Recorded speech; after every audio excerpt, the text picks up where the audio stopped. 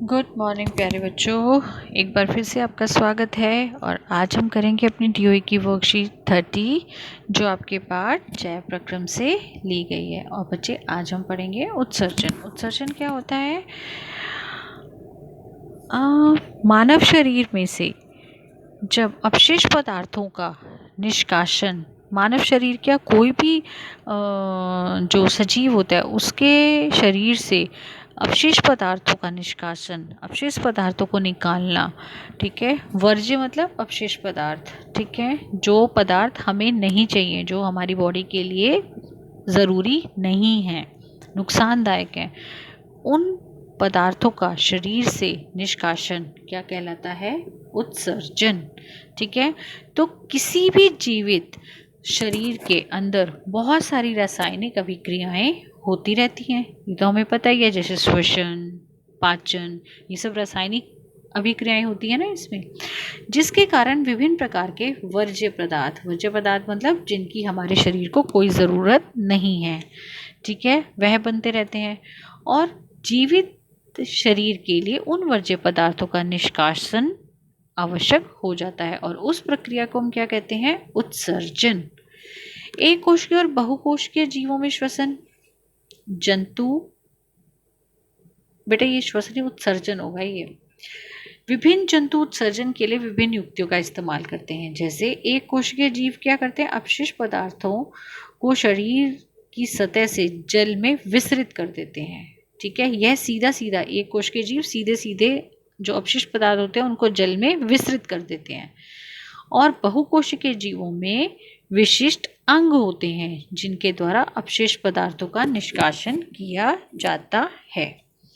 और बेटे अब हम पढ़ेंगे मानव उत्सर्जन तंत्र। बेटा मानव उत्सर्जन तंत्र का मुख्य कार्य शरीर से नाइट्रोजन, बहुत पॉइजनस होता है, ठीक है, इसके जो वेस्ट मटेरियल होता है, otherwise nitrogen is required for protein synthesis, जिसको हम प्रोटीन संश्लेषण का भी कहते हैं, उसके लिए नाइट्रोजन चाहिए भी होती है। लेकिन जब यह अपशिष्ट पदार्थों के रूप में होता है तो इसको बाहर निकालना, अपशिष्ट पदार्थ जैसे यूरिया और यूरिक अम्ल, इसको बाहर निकालना बहुत ज़रूरी हो जाता है। तो मानव में उत्सर्जन तंत्र का मुख्य कार्य शरीर से नाइट्रोजन युक्त वर्ज्य पदार्थ जैसे यूरिया और यूरिक अम्ल का निष्कासन करना अत्यंत आवश्यक है। और इस तंत्र में एक जोड़ा वक्र, बेटा मैं आपके साथ थोड़ा स्क्रीन बिग शेयर कर रही हूँ, देखिए। तो हमारे पास में उत्सर्जन तंत्र के कौन कौन से ऑर्गन आ जाते हैं, अंग आ जाते हैं। एक जोड़ा वक्र, बेटा ये आपके वक्र, यह आपका बायां वक्र, यह दायां वक्र, यह आपका धमनी, देखिए ये आपकी धमनी, ये आपकी क्या हो गई? शिरा, यह आपकी महाधमनी, देखिए नीचे यहाँ पे महाधमनी, यह बेटा देखिए। और जो मेन ऑर्गन है ना, जो हमारे उत्सर्जन तंत्र के मेन 4 ऑर्गन है, वो कौन कौन से हैं? किडनी, जिसको वक्र कहते हैं, ये मूत्र वाहिनी, ठीक है, फिर उसके बाद ये मूत्राशय और ये मूत्र मार्ग, ठीक है। तो बेटा ये जो है हमारा मानव उत्सर्जन तंत्र है, ठीक है। देखिए मैं इसको और एक्सपैंड करके बता रही हूँ, ये हमारे 4 इम्पोर्टेंट ऑर्गन, 4 इम्पोर्टेंट और अंग हैं। कौन कौन से? वक्र, यह उदर में रीढ़ की हड्डी के दोनों ओर स्थित होते हैं, ठीक है, यह एब्डोमेन पार्ट के रीढ़ की हड्डी के दोनों साइड्स पे होते हैं।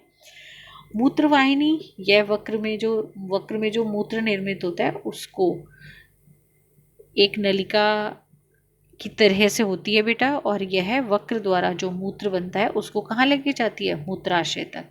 मूत्रवाहिनी द्वारा प्राप्त मूत्र को यह क्या करता है? भंडारित करता है, ठीक है, स्टोर करता है। और मूत्रमार्ग, इससे मूत्र का निष्कासन किया जाता है, ठीक है। अब देखिए बेटा,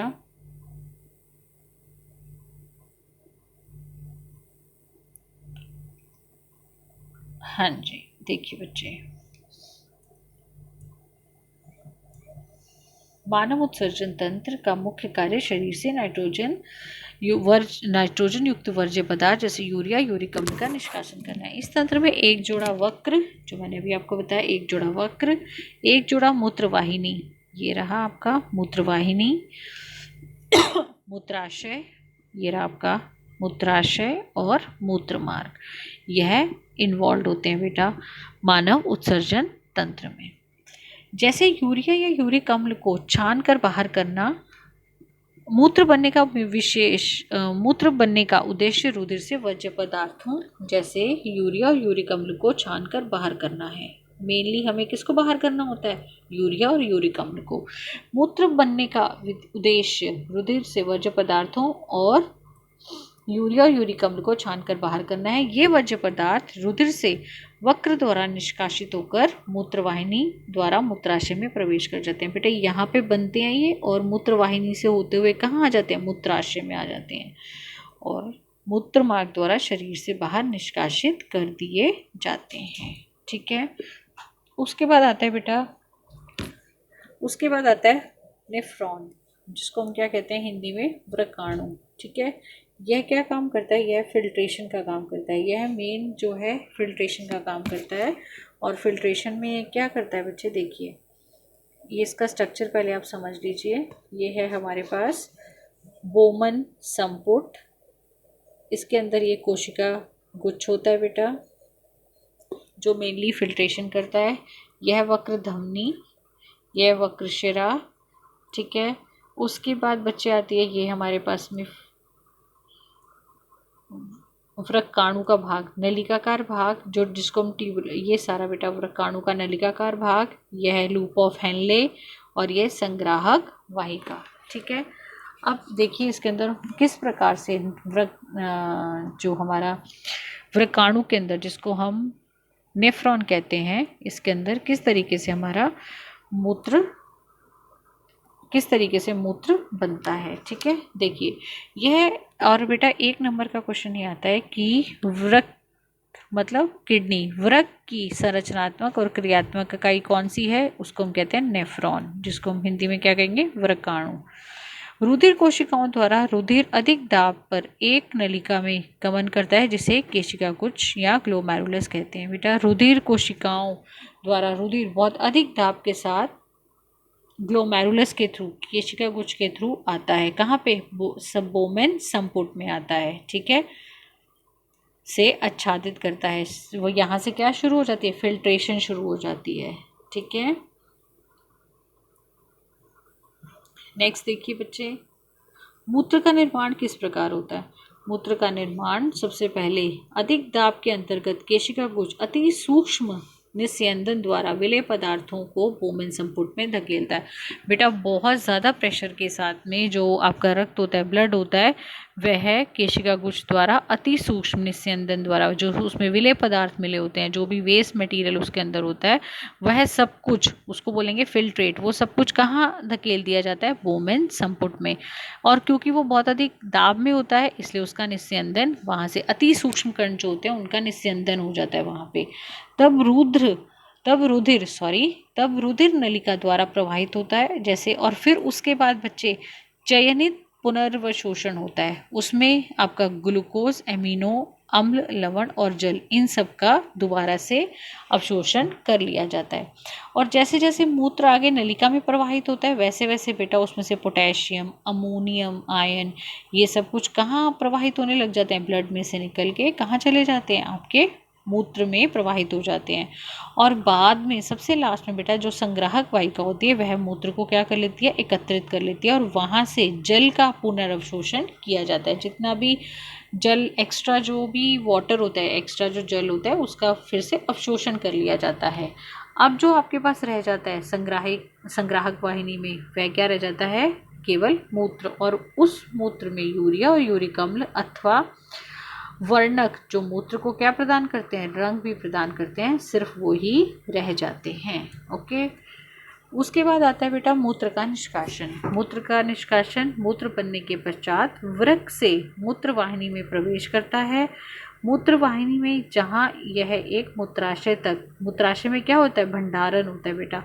मूत्र कहाँ बन रहा है? वृक्क में। क्यों वृक्क में? कहाँ पे? नेफ्रॉन में। ठीक है, और नेफ्रॉन से फिर ये कहाँ जाता है? मूत्रवाहिनी द्वारा कहाँ जाता है? मूत्राशय में, जहाँ पे थोड़ी देर के लिए स्टोर होता है। और जब तक कि फैले हुए मूत्राशय का दाब मूत्र मार्ग द्वारा उसे बाहर ना कर दे तब तक यह मूत्राशय में क्या रहता है, स्टोर रहता है और फिर मूत्र मार्ग द्वारा बाहर आ जाता है। ठीक है, तो ये थी बेटे आज की आपकी वर्कशीट।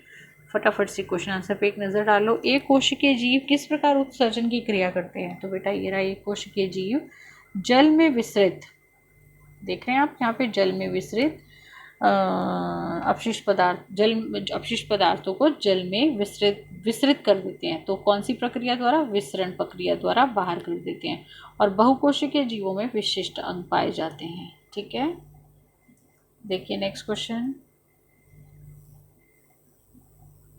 चलिए मैं कंप्लीट वर्कशीट शेयर कर देती हूँ। देखिए नेक्स्ट क्वेश्चन, बहुकोशिकीय जीवों में उत्सर्जन एक कोशिकीय जीवों से किस प्रकार भिन्न होता है? क्योंकि इनमें क्या पाए जाते हैं? इनमें विशिष्ट अंग पाए जाते हैं। तो सेकंड का आंसर ये है, फर्स्ट का आंसर ये विसरण है।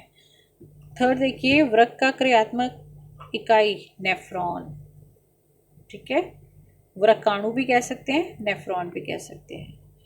वृक्क का क्रियात्मक इकाई मूत्र निर्माण में अति सूक्ष्म निस्यंदन की एक महत्वपूर्ण भूमिका है। नेफ्रॉन में यह कहाँ स्थित होता है बेटा? यह स्थित होता है आपका, ये रहा, आप इसका लिखेंगे केशिका गुच्छ में अति सूक्ष्म निस्यंदन द्वारा विलेय पदार्थों को बोमन संपुट में धकेलता है। ये इसका आंसर है। तो इसका आंसर क्या है? केशिका गुच्छ कहाँ पे होता है? बोमन संपुट में। ठीक है, नेक्स्ट आता है बेटा आपका नामांकित चित्र मानव उत्सर्जन तंत्र का। ये बेटा आपको ये ड्रॉ करना है। ठीक है, तो फर्स्ट, सेकंड, थर्ड, फोर्थ और ये फिफ्थ का आंसर।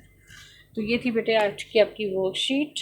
उम्मीद करती हूँ आपको अच्छे से समझ आई होगी। अगर समझ आई अच्छे से तो लाइक करें और वीडियो को शेयर करें। बट सबसे पहले अपनी वर्कशीट फटाफट से कंप्लीट करके अपने टीचर्स को सबमिट करें और चैनल को सब्सक्राइब करें जिन बच्चों ने अभी तक नहीं किया।